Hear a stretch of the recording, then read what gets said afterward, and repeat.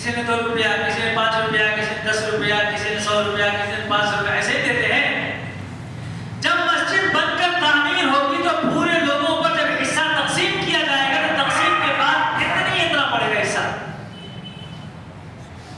یہ مطلب ہے اس کا۔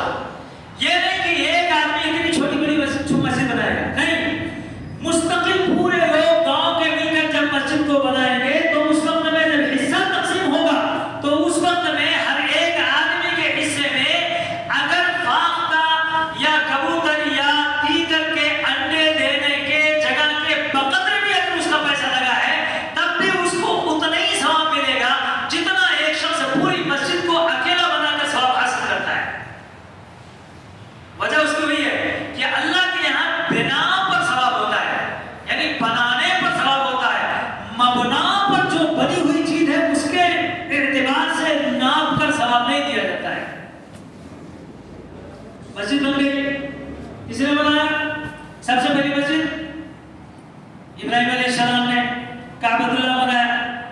معلوم ہوا کہ مسلمان اس کے اندر حصہ لینا چاہیے، نبیوں کو اللہ حکم دے رہا ہے۔ اور میرے آقا تاجدار مدینہ جناب محمد الرسول اللہ صلی اللہ علیہ وسلم مکے میں جب تک آئے آپ کو اس وقت تک تو موقع نہیں ملا، اس وقت کہاں موقع ملا کہ آپ مسجد بناتے، بلکہ بیت اللہ کی جو تعمیر ہو رہی تھی اس وقت آپ کا بچپن، آپ کی نبوت کا دور تو تھا نہیں، اس وقت میں تعمیر ہو گئی، تعمیر چھوڑ دیا۔ لیکن نبی صلی اللہ علیہ وسلم نے مکہ میں کوئی مسجد نہیں بنائی، ہاں البتہ مدینہ جب آپ تشریف لے آئے تو اس وقت میں سب سے پہلے نمبر پر آپ مدینہ کے حدود میں جو قباء مسجد کا ایریا وہاں آپ تشریف لے آئے، یہ ایک الگ محلہ ہے، ایک الگ گاؤں جیسا تھا۔ نبی کریم صلی اللہ علیہ وسلم جب تشریف لائے تو اس وقت میں آپ نے یہاں پر 14 دن قیام کروایا۔ کیوں؟ اس لیے کہ یہ صحابہ جو پہلے ہجرت کر گئے تھے وہ سب کے سب ہجرت کر کے مدینہ کے اندر قیام نہیں فرمائے ہوئے تھے، یہی قیام کر رہے تھے۔ کہاں؟ قباء مسجد کے ایریا میں سارے صحابہ یہیں رکے ہوئے تھے اور یہیں پہ استقبال بھی کیا گیا۔ اس بنیاد پر نبی کریم صلی اللہ علیہ وسلم جب تشریف لے آئے تو 14 دن تک یہاں پر صحابہ کی دلجوئی کے لیے یہیں پہ قیام فرمایا آپ نے، اور کلثوم بن حدب کے گھر پر قیام ہوا۔ لیکن یہاں پہنچنے پر اللہ کے حبیب صلی اللہ علیہ وسلم نے جو پہلا کام کیا وہ مسجد بنائی، اپنا گھر نہیں بنایا، مسجد بنائی، مسجد کی تعمیر، جس کو آج قباء کی مسجد کہا جاتا ہے۔ قباء مسجد کے ایریا کا نبی صلی اللہ علیہ وسلم نے ثواب میں بتا دیا کہ اگر کوئی شخص اپنے گھر سے وضو کر کے نکلے اور یہاں پر آ کر 2 رکعت نماز تحیۃ المسجد اور 2 رکعت نماز نفل پڑھ لے تو اس کو ایک عمرہ کامل کا ثواب ملے گا، قباء مسجد کا ثواب ملے گا۔ اور جماعت کی نماز کو نبی صلی اللہ علیہ وسلم نے اتنی اہمیت دی کہ فرمایا کہ اگر کہیں 3 آدمی بھی قیام کرتے ہوں کسی گاؤں میں تو مل کر ان کو نماز پڑھنا چاہیے، الگ الگ نہیں پڑھنا چاہیے، کیونکہ 3 آدمی مل کر اگر جماعت کے ساتھ نماز پڑھیں گے تو شیطان اس کے اوپر غالب نہیں آئے گا، یہ میرے نبی نے فرمایا۔ اگر یہ 3 آدمی الگ الگ نماز پڑھیں گے تو شیطان ان پر غالب آ جائے گا اور فتنہ فساد کا موقع پیدا کر دے گا۔ اس لیے جس گاؤں میں بھی تمہارا قیام ہو، چاہے وہ گھر ہی میں کیوں نہ ہو، لیکن جماعت سے نماز پڑھو، کیونکہ جماعت سے نماز پڑھنے پر جو ثواب تم کو ملے گا وہ اکیلے نماز پڑھنے پر تم کو ثواب نہیں ملے گا۔ اور مسجد میں اگر آپ پہنچ گئے، وہاں اگر آپ نے پہنچ کر جماعت کی تو آپ ثواب کا درجہ اور بڑھ جائے گا۔ اگر جامع مسجد میں پڑھا اور بڑھ جائے گا، اگر مسجد نبوی میں چلا گیا جماعت سے نماز پڑھنے اور بڑھ جائے گا، بیت المقدس میں چلا گیا اور بڑھ گیا، بیت اللہ الحرام مکہ المکرمہ میں پہنچ گیا جماعت سے نماز پڑھی تو اور بڑھ گیا۔ تو یہ جماعت کی نماز کا جو ثواب جو بڑھ رہا ہے وہ سب مسجدوں کی برکت سے ہے، مسجد کی برکت سے۔ نبی صلی اللہ علیہ وسلم جب تک یہاں رہے قباء مسجد بنایا، قباء مسجد بن گئی، پھر اس کے بعد نبی صلی اللہ علیہ وسلم مدینے کے اندر انٹر ہوتے ہیں، اونٹنی پر آپ سوار ہیں اور مدینہ کی حدود میں آپ داخل ہو گئے، ہر ایک جا کے اونٹنی کو اپنے گھر کے سامنے رکھے، وہ کھڑا کرے، نہیں رک رہی ہے۔ اللہ کے حبیب صلی اللہ علیہ وسلم فرمایا میری اونٹنی اللہ کی طرف سے حکم شدہ ہے، معمور بھی ہے، یہ جہاں رکے گی وہی میرا قیام ہوگا. چلتے چلتے چلتے چلتے کہاں رکی جا کر کے؟ حضرت ابو ایوب انصاری رضی اللہ تعالیٰ عنہ کے گھر کے پاس. نبی صلی اللہ علیہ وسلم فرمایا یہی میرا قیام ہوگا. وہاں اللہ کے نبی صلی اللہ علیہ وسلم نے کیا فرمایا اور صحابہ سے مشورہ کیا. میرے صحابہ اپنا گھر بعد میں، اپنی جھوپڑی بعد میں، پہلے اللہ کا گھر تعمیر کرو. پہلے اللہ کے گھر کی تعمیر کرو. صحابہ نے زمین تلاش کرنا شروع کر دیا. تلاش کرتے کرتے وہیں قریب میں فرمایا اے اللہ کے نبی صلی اللہ علیہ وسلم جہاں اٹھ نہیں آپ نے بیٹھی ہے بالکل قریب میں ہی یہی دیکھو یہ زمین خالی پڑی ہے، یہی مسجد بنا لیں گے. اللہ کے نبی صلی اللہ علیہ وسلم پسند فرمایا ہاں بالکل اچھی زمین ہے، فرسٹ کلاس ہے، یہی بنی. کس کی زمین ہے؟ یہ تو زرارہ ابن اسعد کے پاس پلے ہوئے دو یتیم بچوں کی زمین ہے جن کا نام ہے سہل اور سہیل. ایک کا نام سہل ہے اور دوسرے کا نام سہیل ہے.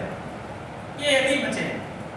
نبی صلی اللہ علیہ وسلم نے یہ نہیں فرمایا وہ بناؤ ان کو کہہ دو وقف کر دو چلو ہم بنا رہے ہیں. فرمایا ہاں کل قیامت تک سب لوگ زبردستی اس طرح سے وقف کرانا شروع کر دیں گے، اس لیے فرمایا یہ نہیں چلے گا. اعلان فرمایا مسجد تو اسی سرزمین پر بنے گی لیکن زمین کو خرید کر بنایا جائے گا. کیسے بنایا جائے گا؟ خرید کر بنایا جائے گا. کون اس کی رقم کو ادا کرے گا؟ ایک بوڑھا انسان جو ہر کام میں ہمیشہ آگے رہنے والا، جس کا نام ہی ہے ابو بکر. ہر کام میں سب سے آگے رہنے والا اور سر پر یعنی فوراً کرنے والا. بکر اسی لیے کہا گیا ان کو، ہر کام میں سب سے آگے رہنے والا اور ہر کام میں سب سے پہلے کرنے والا، اس کو کہتے ہیں بکر. اسی بنیاد پر حضرت ابو بکر صدیق رضی اللہ عنہ کی کنیت پڑی ابو بکر. سب سے پہلے کام کرنے والوں کے بعد اور سب سے سر پر جلدی کرنے والوں کے بعد ابو بکر وہ آگے بڑھے. کہنے لگا میں اس کا ہے، اس کی قیمت چوک ہوگا. اور نبی صلی اللہ علیہ وسلم کی خدمت میں یہ رقم لے کے حاضر ہو. اے اللہ کے نبی صلی اللہ علیہ وسلم یہ رقم آپ کے، میرا ہاتھ نیچے آپ ہاتھ اوپر اٹھائیے اور خرچہ کیجیے. ادب و احترام بھی دکھا دیا. ایسا نہ ہو کہ حاجی صاحب کا ہاتھ اوپر ہو اور مولانا کا ہاتھ نیچے ہو. نہیں، یہ تو بھید بھی ہے کہ صاحب علم کے ہاتھ کو تم نے نیچے کر دیا اور مال والے ہاتھ کو اوپر کر دیا. ایسا نہیں ہونا چاہیے. حضرت ابوبکر صدیق نے آپ کو دینے کا ادب و احترام سکھایا کہ جب مسجد اور مدرسے میں تم اپنی رقم دیتے ہو تو اپنے ہاتھ کو اوپر نہ کرو بلکہ اپنے ہاتھ کو نیچے کر کے اور اس کے بعد اپنے پیسے کو رقم کو پیش کرو اور کہو حضرات اس کو آپ اٹھا لیجئے اور جتنا چاہے مدرسہ اور مسجد میں خرچ کیجیے. یہ ادب و احترام ہونا چاہیے. ابو بکر نے یہ ادب سکھایا. اللہ کے حبیب صلی اللہ علیہ وسلم فرمایا ہاں ابو بکر تم سب سے آگے سر پر سب سے نکلنے والے ثواب کو اچک لینے والے ہو گئے. کل محشر کے میدان میں یہ مسجد جب تک قائم دائم رہے گی جتنے لوگ بھی اس کے اوپر سجدے کرتے رہیں گے اور نماز پڑھتے رہیں گے سارا ثواب ابو بکر تمہارے رجسٹر میں جائے گا. سب ثواب تم کو ملے گا کیونکہ تم نے اللہ کے واسطے اس زمین کو خرید کر وقف کیا ہے. جتنے لوگ آئیں گے اس میں نماز پڑھیں گے، سجدہ کریں گے، تلاوت کریں گے، ذکر و اذکار کریں گے، نماز پڑھیں گے، تلاوت کریں گے، سب کا ثواب ابو بکر کے رجسٹر میں. مسجد بن کر تیار ہو گئی، سارے لوگ نماز پڑھنے لگے، نماز مسجد تعمیر ہونے لگی، سارے لوگ تعمیر میں حصہ لینے لگے اور تعمیر کے واسطے کوئی باہر سے مستری نہیں آیا ہے. یہی ہمارے نبی کریم صلی اللہ علیہ وسلم اور صحابہ پتھر سے ادھر سے ادھر سے چن چن کے ملا رہے ہیں اور مسجد کو بنا رہے ہیں اور مسجد تعمیر ہو رہی ہے. اور صحابہ جتنا اٹھا کے لاتے ہیں میرے نبی اس کا ڈبل اٹھا کے لے گئے. یا تو میرے نبی ڈبل اٹھا کے لاتے تھے یا تو حضرت عمار ابن یاسر، حضرت عمار ابن یاسر کے بارے میں لکھا ہوا ہے کہ ڈبل پتھر اٹھاتے ہیں. تو نبی صلی اللہ علیہ وسلم کو منع فرماتے اور فرماتے عمار اگر گر گئے تو پاؤں زخمی ہو جائے گا، بدن زخمی ہو جائے گا، ایسا نہ کرو، ایک ایک پتھر لے جاؤ. فرمایا اے اللہ کے حبیب صلی اللہ علیہ وسلم ایسا میں کیسے کر سکتا ہوں، اس میں ایک پتھر تو میری طرف سے ہے اور ایک پتھر آپ کی طرف سے ہے. اس ثواب کو حاصل کرنے کے واسطے میں نے ڈبل اٹھا رکھا ہے.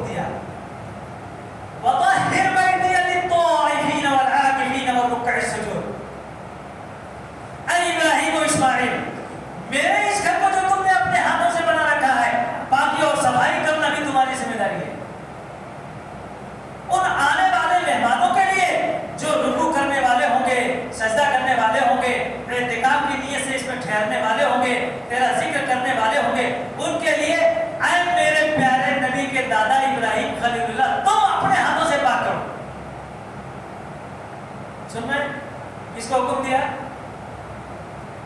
4000 نبیوں کے دادا کو آپ تو 4 حرف پڑھنے والا امام صاحب میں جھاڑو مارنے کے لیے تیار نہیں ہے. متولی صاحب پڑھنے صاحب کو تو سوال ہی نہیں ہوتا کہ مسجد کو میں صاف کر دوں. حالانکہ مسجد کے اندر جو کچرے کوڑے رہتے ہیں, کہتے ہیں کہ اگر میں بتا دوں آپ کو, حدیث میں موجود ہے, یہ جو دن کا ایک پڑا رہتا ہے, اگر آپ اس کی آواز کو سن لیں تو آپ دہشت میں مبتلا ہو رہے ہیں. جب اس دن کو ہم اٹھاتے ہیں تو وہ دن کا چیخے مارتا ہے, چلاتا ہے, میں تو یہاں رب کے ذکر کو سننے کے لیے آیا ہوا تھا, اب یہاں پڑا ہوا تھا, تم اس کو اٹھا کے کہاں لے کے جا رہے ہو, یہ چلاتا ہو. لیکن مسجد کے صفائی کا حکم چونکہ نبی کریم صلی اللہ علیہ وسلم نے دے رکھا ہے, اس لیے نہ تو امام صاحب سننے کے لیے تیار, نہ مؤذن صاحب سننے کے لیے تیار, نہ متولی صاحب سننے کے لیے تیار, سب صفائی کریں گے. اور اسی لیے حکم ہے کہ عام کوڑا کرکٹ کی جگہوں پر یہ کچرا جو آپ صاف کرتے ہیں اس کو اٹھا کر کہیں لے جا کر ناپاک جگہوں میں مت ڈالو, بلکہ اس کو پاکیزہ جگہوں میں الگ ڈالو.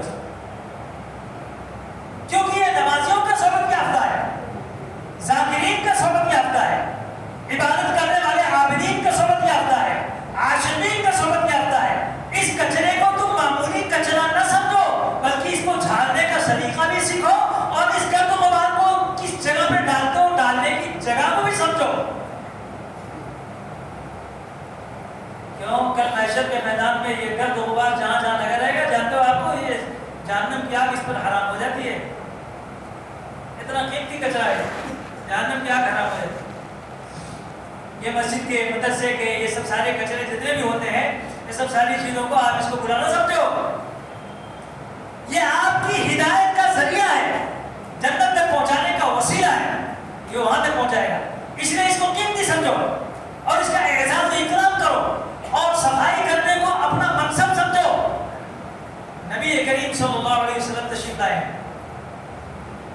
کسی شخص نے زور سے جو چھینک ماری, تو چھینک مارتے کبھی کبھی آپ نے دیکھا ہوگا چھینک مارنے پر بلغم جا کے سامنے گر جاتا ہے, گرتا نہیں گرتا. نبی صلی اللہ علیہ وسلم تشریف لائے اور اس کے بعد دیکھا دیوار کے اوپر تھوڑا سا بلغم لگا ہوا ہے. تو نبی صلی اللہ علیہ وسلم نے نہیں پوچھا کس نے یہ بلغم ڈالا ہے, نہ, بلکہ آپ نے کسی کپڑے سے اپنے ہاتھ سے اس کو صاف کیا, اور صاف کر کے اس کے بعد فرمایا یہ اللہ کا گھر ہے, یہ اللہ کا گھر ہے. یہاں پر اس طرح سے گندگی ڈالنا اپنے کو جہنم میں ڈالنے کے برابر ہے. اس کو صاف ستھرا رکھو. اور فرمایا کہ اگر تم کو کہیں خدا نخواستہ مسجد میں پہنچنے کے بعد تم کو کچھ تھوکنے کی ضرورت کا تقاضا پیدا ہو گیا, تو کبھی نہ تو سامنے تھوکو, نہ سیدھے طرف تھوکو. سامنے قبلہ ہے, سیدھے طرف تمہارا نیکی لکھنے والا فرشتہ ہے, بائیں طرف منہ کر کے اپنے کپڑے میں تھوک کر اپنے جیب میں ڈالو. اللہ کے گھر پر کہیں کوئی گندگی لگانے کی کوشش نہ کرو. اللہ کا گھر اگر اس طرح سے تم نے گندا کر دیا تو یہ گندگی تم کو جہنم میں گھسیٹ کے لے کے چلی جائے گی. اتنا خیال کرنے کا حکم دیا ہے کہ مسجد میں کہیں بھی کسی طرح کا کوئی گرد و غبار, گندگی, کچرا ناک میں سے نکال کر, منہ میں سے نکال کر, اپنے بدن سے میل کچیل نکال کر, اپنے بالوں کو توڑ کر مسجد میں ڈالنا, یہ مسجد کی بے حرمتی ہے, اللہ کے گھر کی بے ادبی ہے. اس لیے اپنے کو اس سے بچانا چاہیے. یہی بچانا, حفاظت کرنا ہمارے لیے جنت کا ضمانت بنے گا. کل کے دن ہمارے لیے پرسرات راستہ آسان کر دے گا. اس میں کرنا کیا ہے؟ فرمایا کہ اس میں کرنے کے واسطے اللہ نے فرمایا فی بیوت اذن اللہ ان ترفع ویذکر فیہا اسمہ. اس میں تو تسبیح پڑھی جائے گی, اللہ کا نام لیا جائے گا, باقی گپ شپ نہیں کیا جائے گا. مسجد میں دنیا کی باتیں کرنا مکروہ ہے. یہاں اگر کوئی بات کرنا ہے تو صرف اللہ اور اس کے رسول کی بات کرنا ہے, تسبیح پڑھنا ہے, تلاوت کرنا ہے, اور کچھ دین ایمان کی بات کرنی ہے. اس کے علاوہ تیسرا یہاں گپ شپ کرنے کی اجازت نہیں ہوتی. یہ اللہ کا گھر ہے, یہ اللہ کا گھر ہے. یہاں آئے آپ تلاوت کرو, ذکر کرو, تسبیح پڑھو, درود شریف پڑھو, کچھ دین و ایمان کی بات کرو, تیسری بات مت کرو. یہاں پہ اس پاور ہاؤس میں جو اللہ کا گھر ہے اس میں یہ کام ہوگا, اور اس کے ساتھ ساتھ نماز پڑھی جائے گی.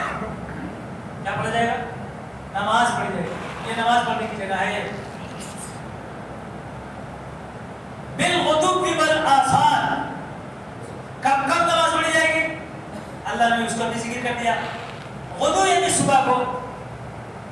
آسان یہ ظہر کی نماز کے وقت یعنی زوال سے لے کر رات تک کے وقت کو کہا جاتا ہے بالغدو والآصال.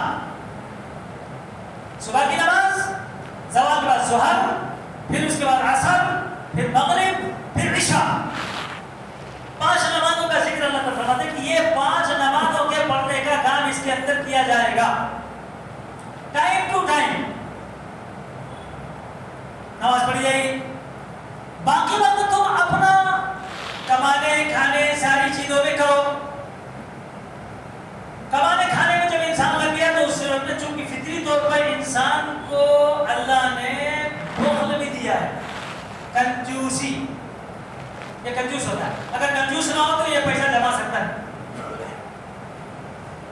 پیسہ جمانے والی کنجوسی اور اس کے ساتھ ساتھ راہ خدا میں خرچ کرنے والا اگر انسان ہے تو اس کنجوسی کو برا نہیں کہا جاتا.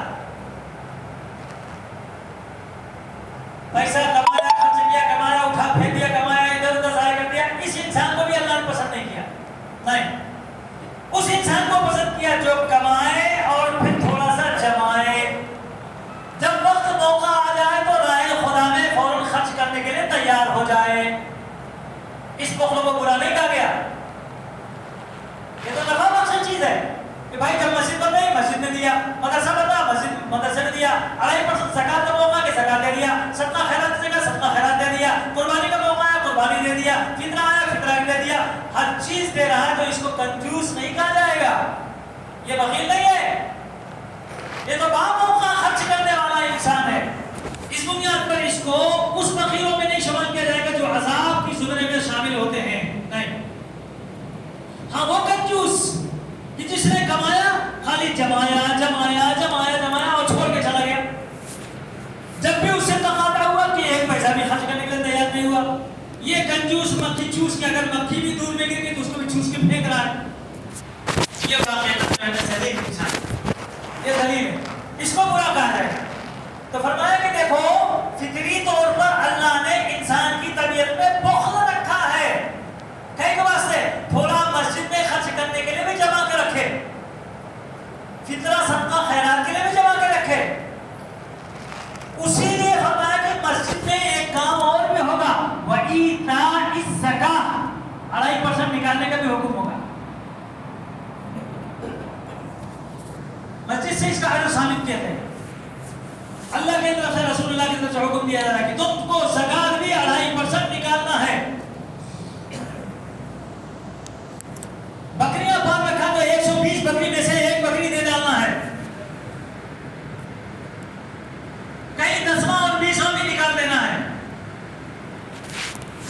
یہ جو نکالتا ہے، نکالنے کا حکم ادا کرتا ہے، یہ سب کا سب بھی اللہ نے اس انسان کو حکم دیا. اس پاور ہاؤس میں جو نور ہدایت کا جنکشن بنا کر اللہ نے مشینریز فٹ کر رکھا ہے وہ یہی ہے، ذکر کی، تلاوت کی، نماز کی، زکات کی، روزے کی، حج کی. سارے احکام یہی سے بیان ہوں گے. سارے احکام انسان کو یہی سے سکھائے جائیں گے. یہ نور ہدایت کا جو جنکشن، جو مشین یہاں لگی ہوئی ہے، اس کا کنیکشن اگر آپ کے گھر پہ ہے،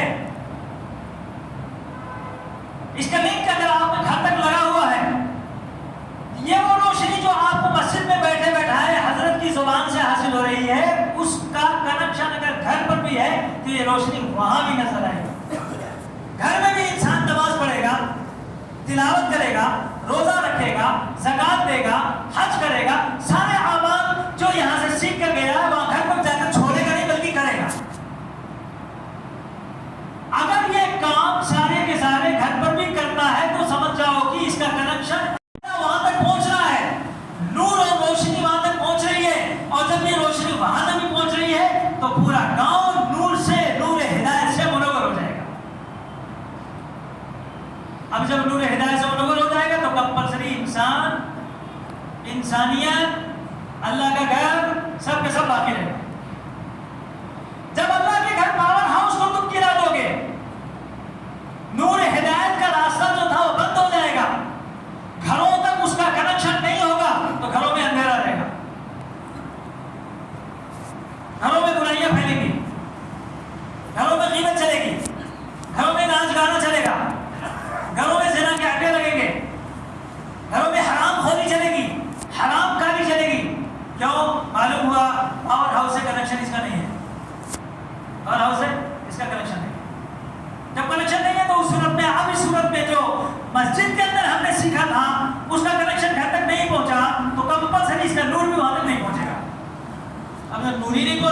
صورت میں ہدایت کہاں سے پھیلے گی؟ انسانیت کہاں سے آئے گی؟ عالم دنیا کیسے باقی رہے گی؟ کیونکہ اللہ کے حبیب صلی اللہ علیہ وسلم نے فرمایا تھا میری مسجد مسجد نبوی جس کو میں نے بنایا ہے یہ نبیوں کی آخری مسجد ہے. اب اللہ کے حبیب صلی اللہ علیہ وسلم کے بعد کوئی نبی نہیں آئے گا جو مسجد بنائے گا. ہمارے نبی آخری نبی ہیں اور یہ جو مسجد نبی بنائی گئی یہ نبیوں کی آخری مسجد. باقی امتوں کی مسجد تو پورے عالم میں بنے گی لیکن نبیوں کی مسجد کا سلسلہ بننے کا ختم. اس لیے اللہ کے حبیب صلی اللہ علیہ وسلم نے فرمایا اللہ کا گھر جو کعبۃ اللہ ہے اس کا کنیکشن دنیا کے ہر مسجد سے ہونا چاہیے اور اس مسجد کا کنیکشن دنیا کے ہر گھر سے ہونا چاہیے. اگر گھر کی بقا دنیا کی بقا عالم کی بقا چاہتے ہو تو تمہارا کنیکشن مسجد سے اور مسجد کا کنیکشن کعبۃ اللہ سے ہونا چاہیے. جب یہ کنیکشن باقی رہے گا تو دنیا باقی رہے گی اور جب یہ کنیکشن ختم ہو جائے گا مسجدیں دنیا سے اٹھا دی جائیں گی تو دنیا بھی ختم ہو جائے گی. دنیا بھی ختم ہو جائے گی. عالم کا قیام اب اس کے بعد نہیں رہے گا. اللہ تعالیٰ اس عالم کو ختم کروا دیں گے. اس لیے میرے دوستو اپنے اعمال کے اعتبار سے اور اپنی جان اور مال کے اعتبار سے بھی ہمارا کنیکشن ہمیشہ اپنی مسجدوں سے اور اپنے کعبۃ اللہ کے گھر سے ہمیشہ رہنا چاہیے. اور اس کی صفائی ستھرائی جس طرح سے اللہ کے نبی نے کیا ہے اور امیر المومنین عمر فاروق نے ہمیشہ مسجد کو جھاڑو دیا ہے اور خود انہوں نے اپنے زمانے میں 5000 مسجدیں بنوائی. یہ دو مسجد نہیں, ہمیں تو ایک دو مسجد میں یقین دیا تھے. انہوں نے 5000 اپنے زمانے میں مسجدیں بنوائی, 900 جامع مسجد بنوائی. یہ امیر المومنین عمر فاروق نے اپنے زمانے میں اتنی محنت کیا ہے. یہ بتایا کہ امت کے سارے لوگوں کا کنیکشن ہمیشہ مسجد سے ہونا چاہیے. کہ اللہ کے حبیب صلی اللہ علیہ وسلم کی پوری زندگی مسجد سے وابستہ رہی جس کی بنیاد پر ہدایت پورے عالم میں عام تام رہی ہے. ہمارا بھی اسی سے کنیکشن باقی رہے گا تو انشاءاللہ دنیا بھی باقی رہے گی, ہدایت بھی باقی رہے گا, اللہ کا نور بھی باقی رہے گا. اللہ ہم سب کو ان تمام باتوں پر عمل کرنے کی توفیق عطا فرمائے. وآخر دعوانا